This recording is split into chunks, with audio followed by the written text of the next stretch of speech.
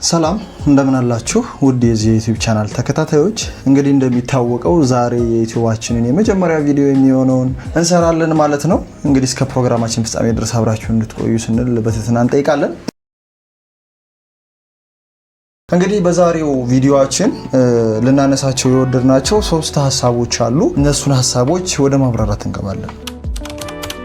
እንደ ሀገር እንደ ህዝብ በጣም ብዙ ችግር የሆኑብን ነገሮች አሉ። እኔን ወክዬ እንደምናገረው እንደ አንድ ወጣትም በጣም ችግር የሆነብን ነገር አለ። ማድረግ ያለብን ነገር ግን እያደረግነው ያልደለ ነገር አለ። ይሄም ደግሞ የምንቸገርበት ንባብ ማንበብ ነው ወይም ደግሞ የንባብ ልምዳችን።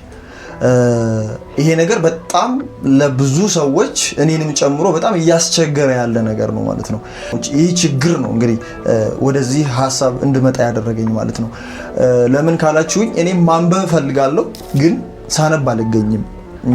ይሄ የአንባቢ ህይወት እንዲኖረኝ ፈልጋለሁ ግን አንባቢ አይደለሁም እና በጣም የሚገርመኝ አንድ ንግግር አለ።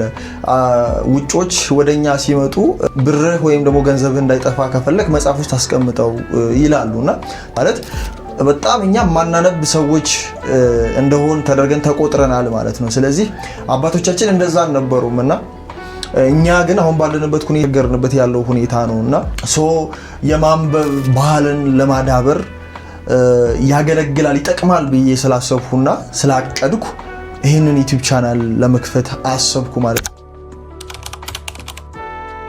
እንባ ያለው ማለት እንባ ስሜት አለው ማለት ለደስታ ሊሆን ይችላል ወይም ደግሞ የሐዘን ሊሆን ይችላል። ከሁለት አንዱ ስሜት አለው። ስለዚህ ስናነብ በስሜት ውስጥ ሆነን ነው የሚለውን ለማስረዳት በስሜት ውስጥ ሆኖ ማንበብ የሁለት አእምሮ ክፍሎች አሉ። ከነዛ ክፍሎች ውስጥ በስሜት ወይም ደግሞ በስሜት ሂደን ስንነግረው የሚሰማ የአእምሮ ክፍል አለ። ያንን የአእምሮ ክፍል ክሊክ ለማድረግ ስናነብ በስሜት ውስጥ ቢሆን መልካም ነው የሚለውን መልእክት ለማስተላለፍ ባያለው ንባብ ለማለት ወደናል ማለት ነው።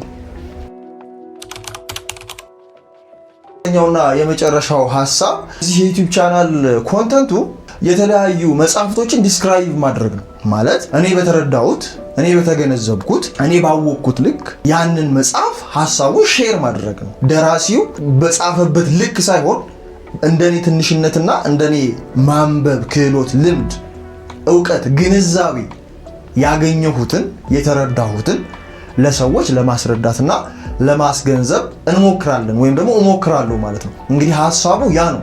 ስለዚህ እግዚአብሔር መልካም ፍቃድ በሚቀጥሉት ጊዜያቶች የተለያዩ መጽሐፍቶችን ለማንበብ እንሞክራለን፣ ለመረዳት እንሞክራለን። ከተረዳን በኋላ ደግሞ ለእናንተ ለአድማጮቻችን ይገባል፣ ጥሩ ነው ብለን የምናስባቸውን የተረዳነውን ነገር ይዘን ወደ እናንተ እንመጣለን ማለት ነው። ማንበብ የምትፈልጉ የንባብ ክህሎታችሁን ዲቨሎፕ ማድረግ የምትፈልጉ ሰብስክራይብ አድርጋችሁ የዩቲዩብን ቻናል መከታተል ትችላላችሁ ለማለት እወዳለሁ። ዛሬ ይዘንላችሁ የመጣነው ቪዲዮ ይሄንን ይመስላል። እስከ መጨረሻው ድረስ አብራችሁን ስለተከታተላችሁ ከልብ እናመሰግናለን። በቀጣይ ቪዲዮ እስከምንገናኝ ድረስ መልካም የንባብ ጊዜ ይሁንላችሁ እላለሁ። ሰላም ቆዩ።